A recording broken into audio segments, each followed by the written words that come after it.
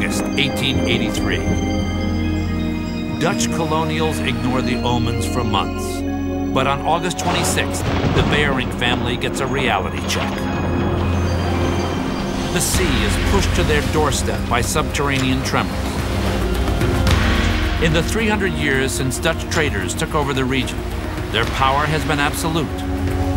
Now, whether Dutch or Indonesian, every man, woman, and child answers to a new law, the law of survival. The wave swept inland at least 100 feet in height, carrying with it all buildings, all vegetation, all the residents and their belongings, leading to total destruction. Playing out on the islands of Indonesia is a moment in time where time has run out. The people who survived, their instincts took over.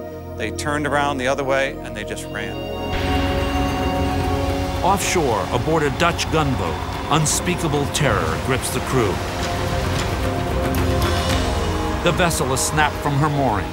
28 souls now embark on a voyage to oblivion. 500 tons of steel and timber ride a great wave born from a raging giant called Krakatau. From its depths comes a shattering blast, traveling an astounding 3,000 miles. It is the loudest sound in recorded history, a volcanic explosion that alters the world's temperatures for 5 years. A cataclysm that scientists believe may happen again.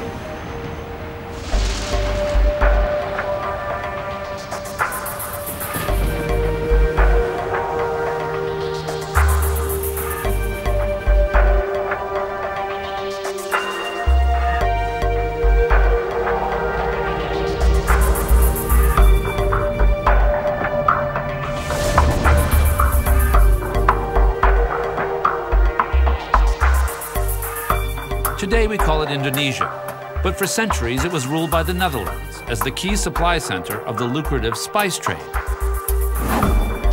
In 1883, this Dutch colony comes down with a case of the shakes. Seaside villages are rocked by moderate tremors and explosions. They come from an offshore island called Krakatau, a volcanic formation that Westerners later misname as Krakatoa. From May until the beginning of August, people were aware that there was a link between these sort of strange goings-on and what was happening out at the volcano. But I don't think they could have been prepared for the climax of the eruption. You know, given the signs coming from Krakatau, I would be so out of here. But not the Dutch. No way. In spite of the eruptions, the local experts say the volcano is dormant. It's also 25 miles away. So what's there to worry about? Krakatau sits in a cluster of tropical islands off the coasts of Java and Sumatra.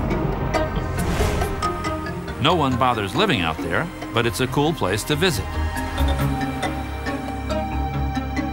The lowlands are crawling with lush vegetation. And towering overhead is a massive volcano that hasn't erupted for 200 years. The Dutch are more intrigued by Krakatau than concerned, so a small group of 19th century eco-tourists decides to scope things out. The party includes a civil engineer named J.T. van Gestel.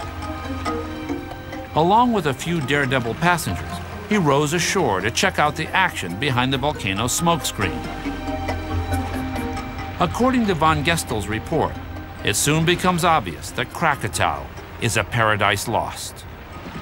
Horrible was the view of that somber and empty landscape, which portrayed itself as a picture of total destruction rising from the sea.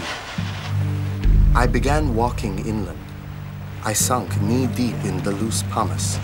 It was the consistency of snow and hot. On the way to the volcano's rim, van Gestel is hit by a wall of intense heat. My feet began to blister. Half a mile from the edge of the crater, my skin was roasting and cracking. Roasting along with him is Krakatau's exotic vegetation. But van Gestel's curiosity overcomes his pain. Everything human everything natural, everything suggestive of life or growth had been annihilated. Bursting stones would fly into far up over our heads and sift their burning dust upon us.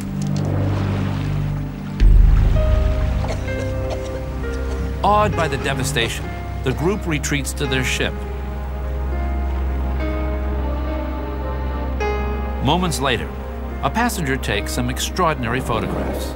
Black and white warning signs of a disaster waiting just around the corner. One wonders why the scientists at the time didn't read the signs that were coming from the volcano. Did they make a mistake? Could they have interpreted those signs as the oncoming of a very large eruption? To reconstruct one of history's deadliest eruptions, volcanologists Haraldur Sigurdsson and Steve Carey from the University of Rhode Island take the same voyage that the Dutch ecotourists made a century ago. It's got to be the best cross-section of any volcano in the world, right? Absolutely. In order to reach what's left of Krakatau, they now sail over waters where most of the volcano used to stand. Sigurdsson and Carey work closely with Indonesian scientists to reconstruct a moment in time that erased 6 billion tons of earth in a matter of 24 hours. Between north, south, and Adding to their research are the hair-raising accounts of Krakatau's 19th century survivors. Housewives, telegraph operators, lighthouse keepers, and sailors. Each of them witnessed to the same disaster from different vantage points. And that is such a beautiful thing about the Krakatau eruption, that there's such a wealth of eyewitness reports that we can rely on, not just from the survivors that were on the coast, but also from the ship's captains and other people who were on ships in the area. okay, this is Today, a solar-powered seismometer picks up where ears and eyes leave off. it was transmitted to Pasauran. This one transmits information to a volcanic observatory some 30 miles away. The west Had coast such of, instruments existed in 1883, scientists might have answered a central mystery, like where did the island go? And did the lava flow? After the 1883 eruption, when ships first entered the area around Krakatau, they were amazed to see that 2/3 of the main island of Krakatau had completely disappeared. And so one of the great mysteries of Krakatau is what exactly happened to the island? Where did it go? And there are several theories, one of which is that the island was essentially blown out in a tremendous explosion and dispersed into the air and fell into the sea. There are other hypotheses that suggest that perhaps the island sank into the ocean.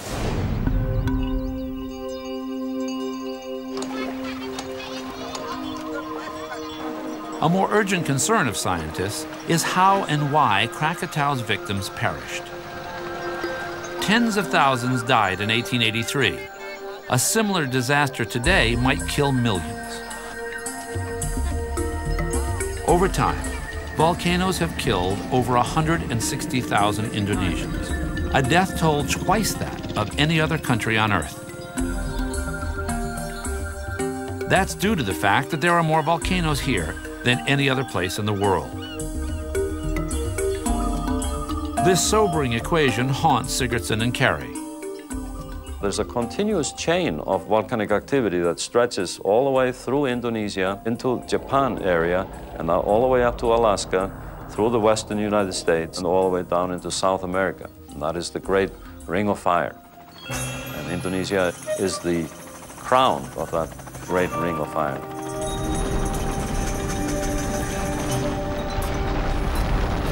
Over the last 500 years, there have been well over 1,000 eruptions in Indonesia alone, 83 of which have caused fatalities.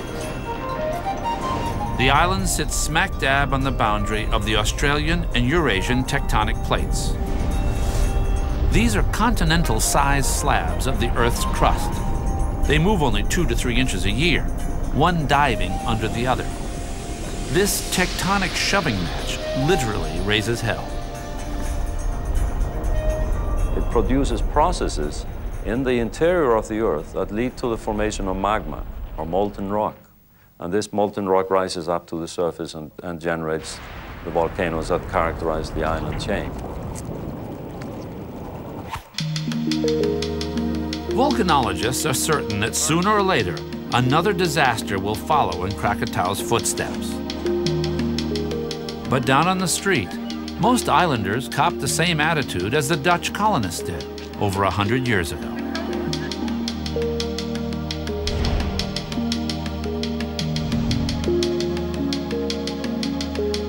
On Lampung Bay, Krakatau's outbursts are ignored by the Dutch controller and his wife. The Brooklyn Bridge is open. Newspapers and government records identify them only as the Beyerinck family. In America. In August, they notice the blasts from Krakatau are louder. The authorities write it off as little more than volcanic indigestion. But as Krakatau's stomach pains intensify, native Indonesians do more than bellyache. They begin to head for the hills. How to pay fast. According to Mrs. Beyerinck's account, it's what they can't see that's really alarming.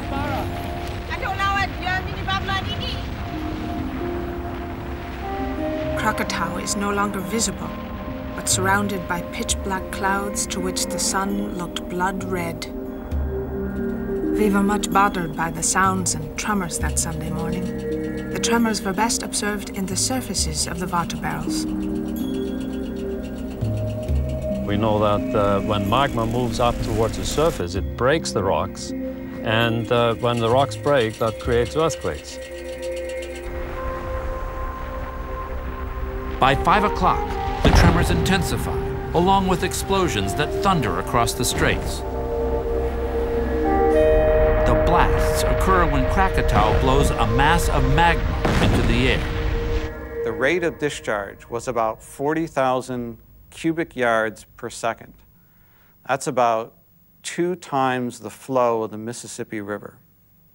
During the climax of the eruption, on the morning of August 27th, the flow of magma out of the volcano was 400,000 cubic yards per second, more than 20 times the volume flow of the Mississippi River.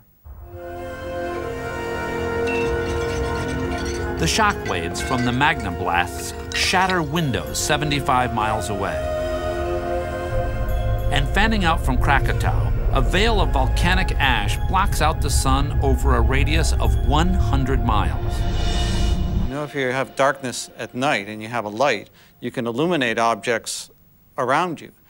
But during volcanic ash fallout, you can't do that because the air is so filled with volcanic ash, you're essentially encased in darkness. It must be a very terrifying experience.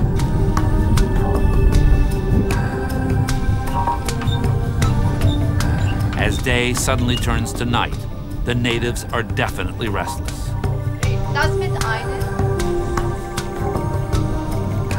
Instinctively, Mrs. Beyerinck wants the family to move to a vacation cottage high in the hills. But her husband feels duty-bound to prevent a panic by staying calm and staying put, family and all. Not his brightest idea.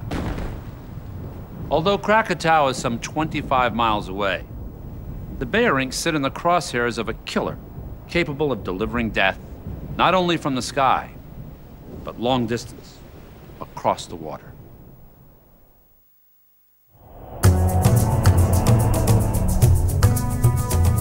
Krakatau's rude awakening puts the entire region on edge. Getting word to the outside world is crucial. But across the straits from the Beyerincks, in the town of Anger, the newly appointed telegraph master is in the dark, literally. Records list him only as Mr. Schrute. Forget about sending a telegraph. How about finding the telegraph office first? Schrute wrote this account. The thick darkness so black and intense that I could not see my hand before my eyes. When Schrute tries to send an SOS, Krakatau pulls the plug. The tremors snap his telegraph wire. Krakatau now has the population all to itself. A violent thunderstorm broke over us, and the ground shook and trembled as if the day of judgment had come. To confirm the eyewitness accounts of Krakatau's fury, the volcanologists have to rummage their way through geophysical time. That was 1883, and that cliff up there, isn't it? Much of the data is embedded in the bodily remains of Krakatau, which today is known as Krakatau Island. The beach here is covered with pumice stone. Pumice forms when volcanic eruptions spew superheated rock called magma to the surface. Gases dissolved in the magma form tiny air pockets within the material. The air pockets allow chunks of pumice to float in seawater, where they collect into giant rafts.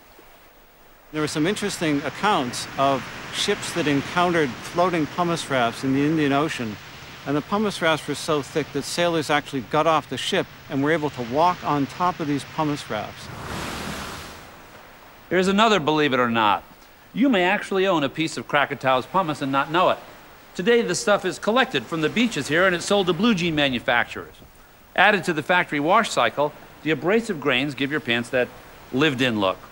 So the next time you score some jeans, look for pumice in the pockets. Pumice is more than a keepsake for Geralder and Steve, especially when it's laced with volcanic ash. What a view. Oh, that's a spectacular section. Layers of pumice and ash are clues to Krakatau's volcanic mood swings. When a volcano erupts, the behavior can change, and each of the different types of eruption style will leave a different kind of volcanic deposit in the record. It's sort of like each one has a different fingerprint.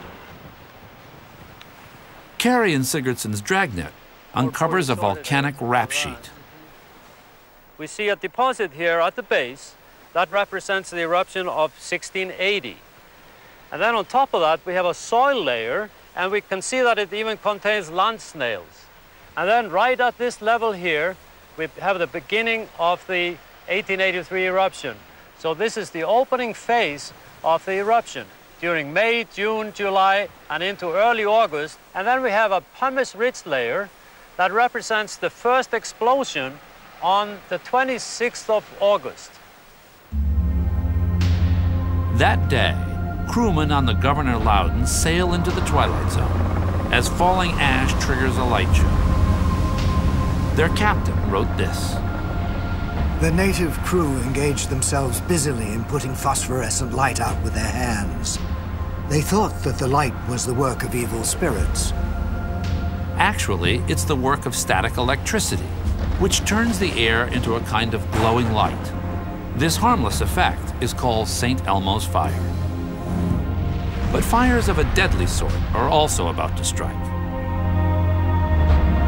Eyewitness accounts report people dying in mysterious blasts of heat some 25 miles away from Krakatau. We know that it's impossible for those people to be burned on the coast of Sumatra by material that's injected up into the atmosphere and then fell out through the air. It would just be too cold to burn them. The only way those people could be killed is if some high-velocity, high-temperature flow traveled over the surface of the water. So the question is, how does a flow travel over water?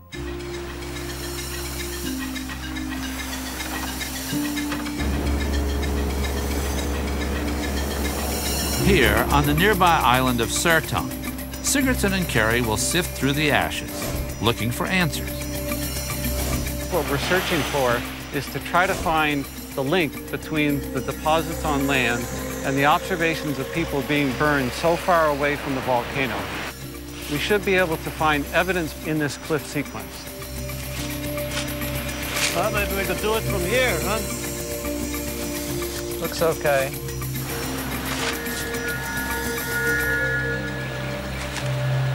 Cracking the secrets of Krakatau's killer heat waves is a challenge.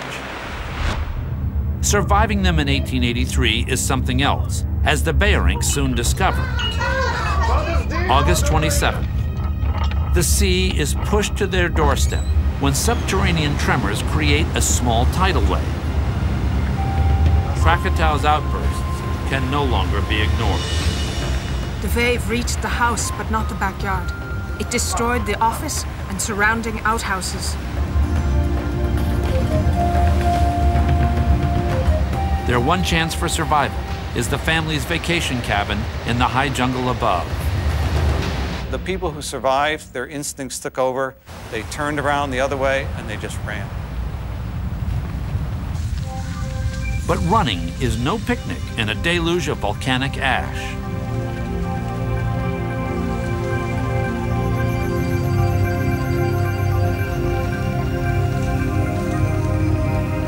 Unable to escape the downfall, Krakatau's victims fight a growing panic. The logic that distance from danger equals safety no longer applies. We are insignificant in comparison with the huge forces that exist in the earth and that can be unleashed at a moment's notice and make all our efforts seem virtually futile over a vast area of the Earth's surface.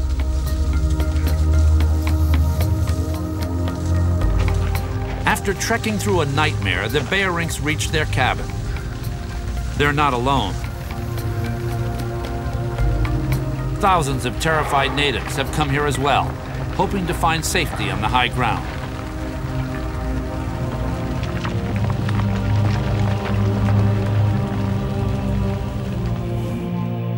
But on the following morning, fortune refuses to smile on the refugees. Small pieces of pumice rain from the sky. Violent storms rake the coastline. From the lighthouse at Anjer, a lightkeeper named Van Mens wrote this in his log. 8 a.m., violent storm. Sky completely overcast. Relit lamp. 9 a.m., weather worse. Complete darkness. Lightning hit the entrance of the lighthouse, wounding 4. Meanwhile, beneath the island of Krakatau, the restless earth can no longer be contained. At 10:02 a.m., gases and molten rock, pent up for 2 centuries, are released in a spectacular event, not of sight, but of sound.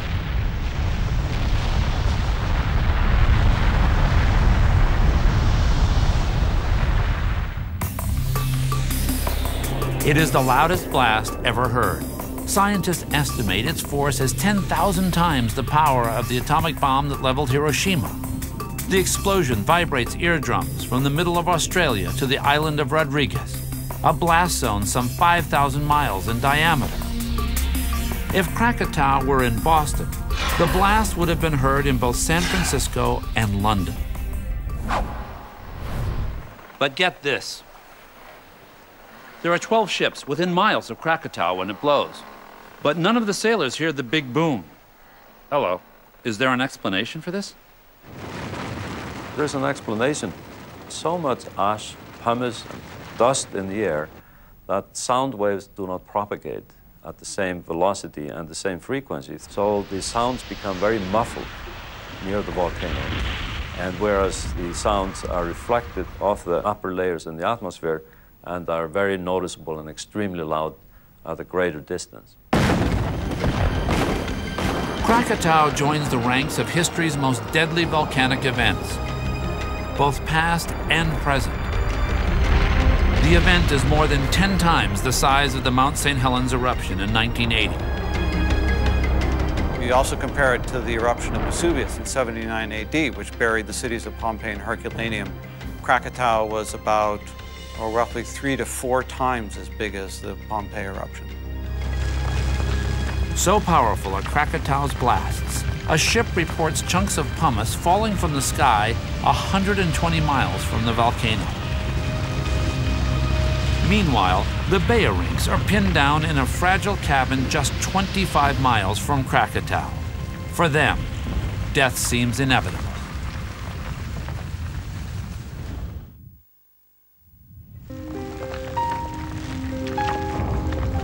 As Krakatau's eruptions grow stronger, its victims grow desperate. I heard my husband say in despair, Where is the knife? I will cut all our wrists, then we shall be sooner released from our suffering. Before the knife is found, a volcanic firestorm finds the Bearings first. I felt a heavy pressure throwing me to the ground. Then it seemed as if all the air was being sucked away and I could not breathe. The last thing I saw was the ash being pushed up through the cracks in the floorboards like a fountain. The Bearings are assaulted by a blast of superheated ash. But how could it ever reach them from Krakatau, some 25 miles away? Discovering the answer sends Dr. Sigurdsson over the edge. Yeah, I hear you. It's a very loose material that tends to crumble underfoot or above your head and produces a lot of dust and dirt. But the rewards are great because there's a lot of information that you access that you couldn't possibly get in any other way. The volcanologists find an economy-sized layer of ash, the smoking gun of a phenomenon called pyroclastic flow. Today, however, the only threat it poses to Haraldur is a dent on his hard hat from loose debris. But 200 years ago, this volcanic drift was a superheated mass screaming down the flanks of Krakatau. It'll knock you over, it'll incinerate you. It's total death, very, very suddenly. And that would then accumulate in a matter of hours up to this thickness that we have here of over 300 feet in the highest parts of these cliffs. Pyroclastic flows occur when ash, pumice, and gas overflow a volcano's rim and turn into a ground-hugging avalanche from hell.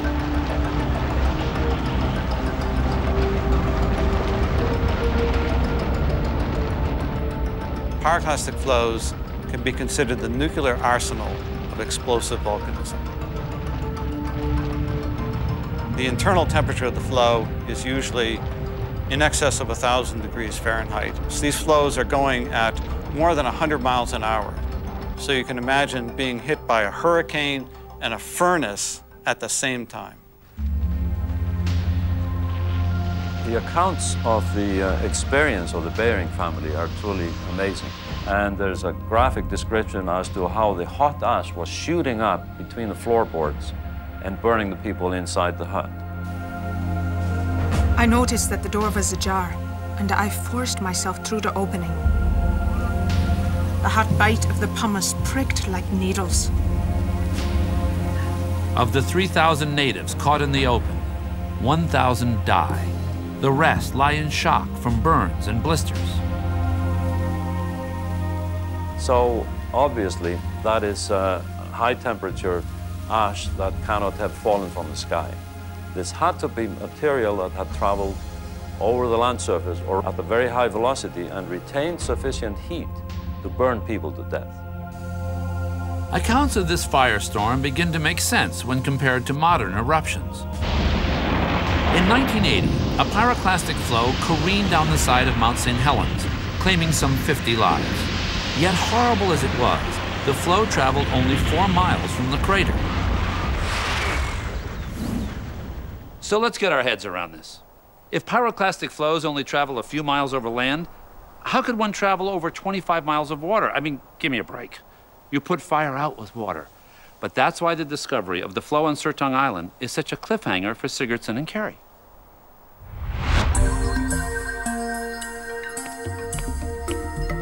There might be something here that could indicate a pyroclastic flow that travels over water.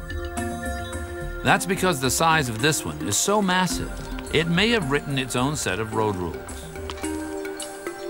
When it flowed into the water or over the water, it didn't see the ocean. It didn't care. It just plowed through the ocean, retaining high temperature and its high violent state.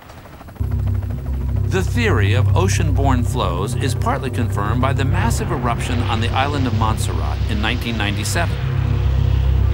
Although it travels less than a mile, this pyroclastic flow manages to move over water. We also think that because the flow is so hot, it vaporizes some of the water surface. It produces a little cushion of steam, much like a hovercraft goes over the surface of the water. Unlike volcanic explosions, the flows are relatively quiet, giving little warning to those in their path. In a day filled with unspeakable horrors, Mrs. Bering now endures the cruelest of all. Krakatau's wrath claims the life of her youngest child. Too numb to cry, a mother sees this tragic death as a bittersweet blessing. Thank God. This child is at least put out of his agony. When rumors spread that a nearby volcano may also erupt, the Berings hit the trail again. That any horror could surpass the torture they've endured seems unthinkable. But in fact, new and far greater threats are in motion. We know that the pyroclastic flows had a major impact in Sumatra, where they burned to death at least 1,000 people. But the death toll is clearly mostly attributed to the tsunamis. Spawned by Krakatau's rage, monsters are about to rise from the sea.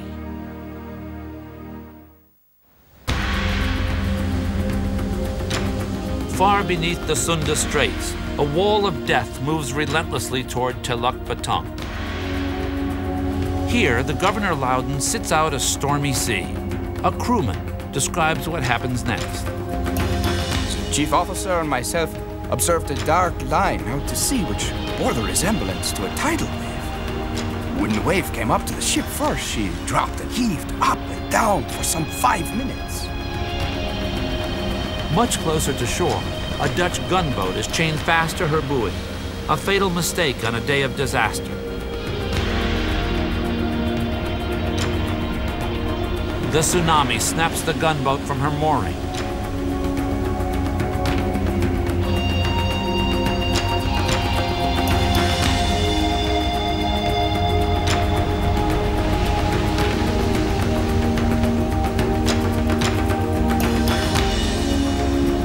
When the wave breaks 2 miles inland, all aboard die instantly. Another tsunami closes in on the coast of Java and the town of Anjer. Here, Telegraph Master Schrute supervises the repair job on the broken line. While he's taking care of business, so is the tsunami. I happen to look up and see a mighty wave in the distance, looking like a mountain rushing onwards. Now, as the wave moves from deep water into shallower water, the wave begins to rise and begins to increase in height. I stood for an instant, horrified at the sight, and then ran as fast as my legs could carry me. The roaring wave followed us fast, knocking to atoms almost everything that came in its way. Never have I run so fast in my life, for in the most literal sense of the word, death was at my heels. Schrute's uphill sprint saves his skin, but countless others run out of luck.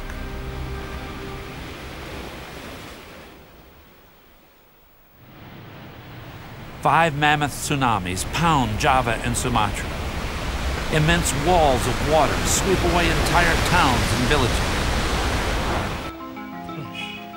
In spite of the widespread destruction, only a few relics remain today. Oh, look at those reliefs. Geralder and Steve track down some at the town of Teluk Betong. First stop is one of the eeriest monuments in South Asia. It's the mooring buoy of the gunboat, sitting on a hill just where the tsunami left it that fateful day. This buoy pretty much marks the high level mark during the flood. I think it's really remarkable to stand here today and to look back out over the modern city and to visualize in your mind's eye that this whole area was completely underwater when the tsunamis came ashore. An event that consumed countless lives is reduced to a few ghostly figures haunting a low-relief tableau.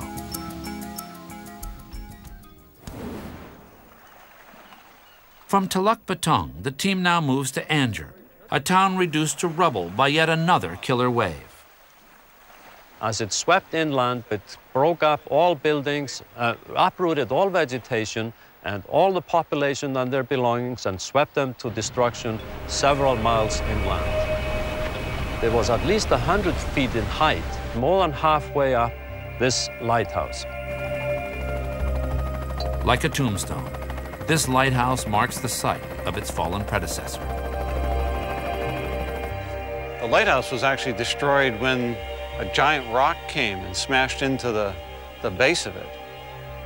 This might be the rock that broke the lighthouse. That's just remarkable. You can imagine something, the wave would be able to pick this up and transport it. But these chunks of coral were actually ripped out of the sea by the tsunamis. This baby right here is roughly the size of a freight engine. But you ain't seen nothing yet. A period photo shows a Big Bertha version weighing in at 600 tons. That huge masses like these could be tossed on shore is mind-boggling. But equally astounding are the stories of survival handed down from generation to generation. Egon, we're really quite With some help from local people, Sigurdsson and Carey catch up with Mr. Aegis bin Abdullah. Ask him, did his grandfather hear any loud explosions or noises from the volcano before the great tidal wave struck here? Abdullah tells the story of his grandfather, a tale of survival that's nothing short of miraculous. During the eruption, the sea suddenly recedes, exposing thousands of stranded fish. His grandfather and others run to pick them up. They don't realize the water was sucked away from the land by an incoming tidal wave.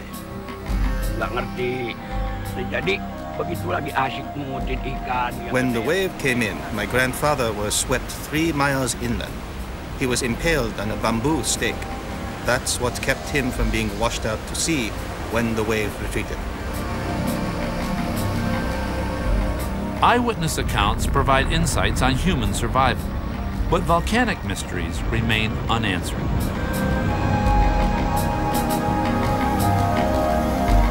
What forces triggered the great tsunamis? Is there a link between these killer waves and Krakatau's pyroclastic flows? There were lots of theories around for the origin of the tsunamis. The problem is to discriminate between the theories. The answer really was on the seafloor. The volcanologists head for a dive site off the coast of Sumatra. When we started to work in the Krakatau area, all of the evidence indicated that the pyroclastic flows must have gone into the water. Did they just form sediments on the seafloor, or did they continue as flows? To examine the sediments, they'll take along a coring device to remove a vertical section of ocean floor. Yeah. Just a little loop here. 90% of the volcanic material produced by Krakatau's death throes is believed to lie on the ocean bottom. But until now, no one has ever done an underwater survey. Got to the bottom of the seafloor, and it looked like all reworked material, and I thought, oh no, you know, this project is going to be a bust.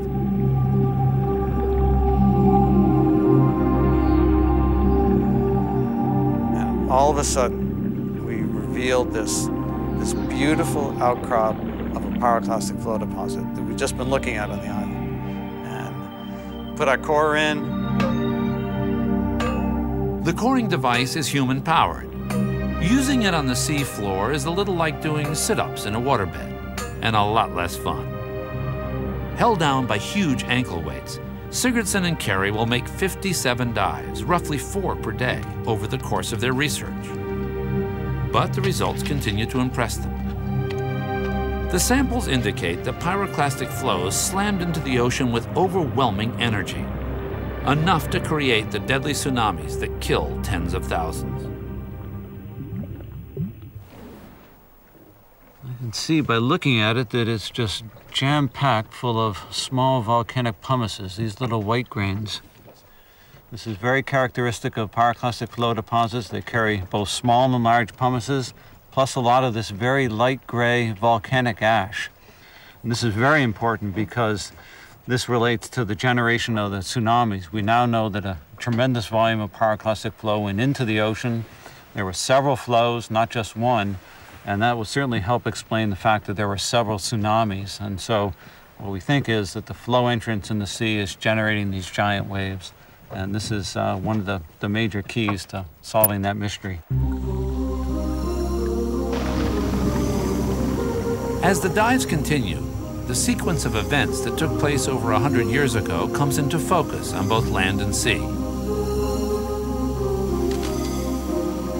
Rising from the volcano's crown is an ominous plume of ash, but the real threat is concealed below. Millions of cubic tons of molten stone risen from the Earth's core collect in a huge pressurized chamber. Krakatau begins to blow its stack.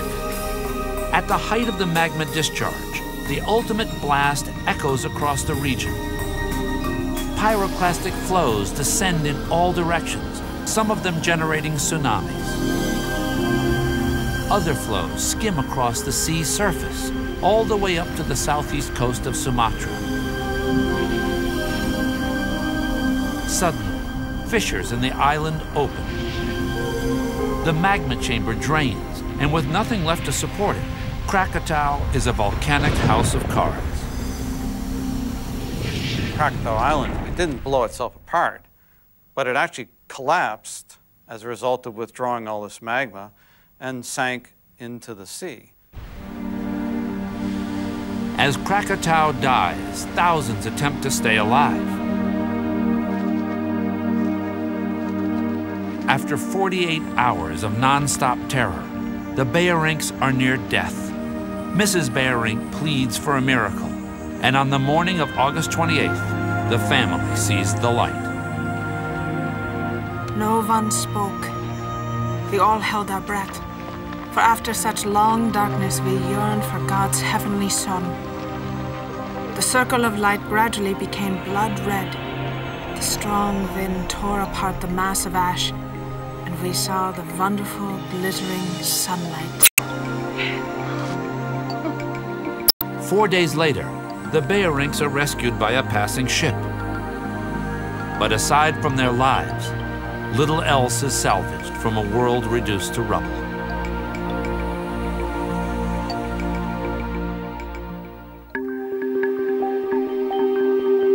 The deadly symmetry of volcanic destruction is overwhelming.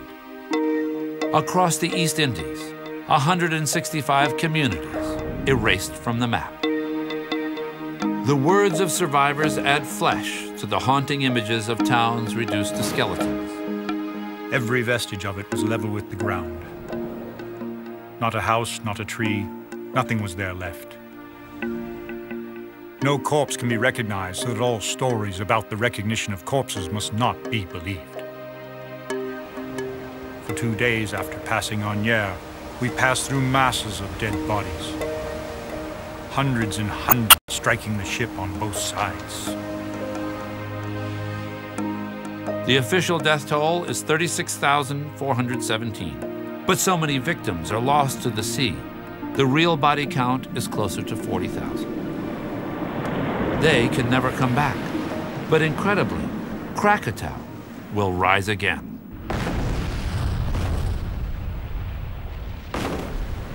In 1927, magma pushes through the sea floor, and Krakatau is reborn.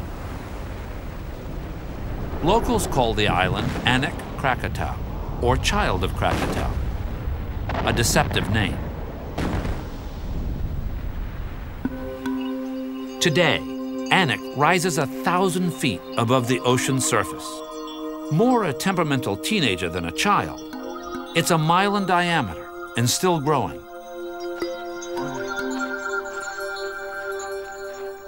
Well, every time I climb this volcano, it gets a little more difficult.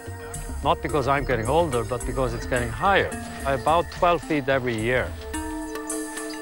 I can smell a little sulfur. Smell that?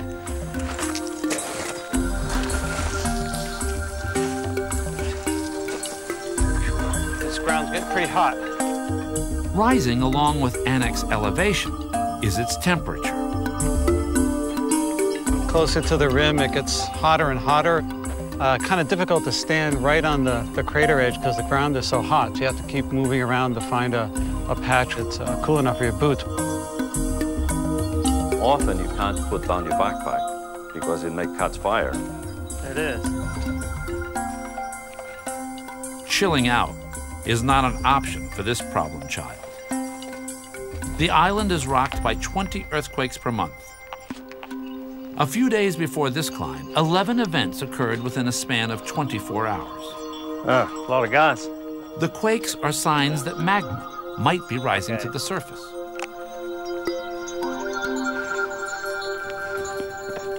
Oh, yeah, like a breath of fresh air. Near the summit, sulfuric fumes are strong, but not dangerous. Recently, however, 9 tourists attempting to reach Anek's rim were killed by volcanic debris. This volcano is likely to develop a magma chemistry or composition that is much more explosive. It's a wild teenager, this volcano now. It's probably going to be grow up to be as nasty and mean as the old mother. Samples in hand, Geralder and Steve pushed their luck no further. The quickest way off Anek is a balanced slide down its loose flanks. A little like a rollerblade descent on a burning pile of razor blades.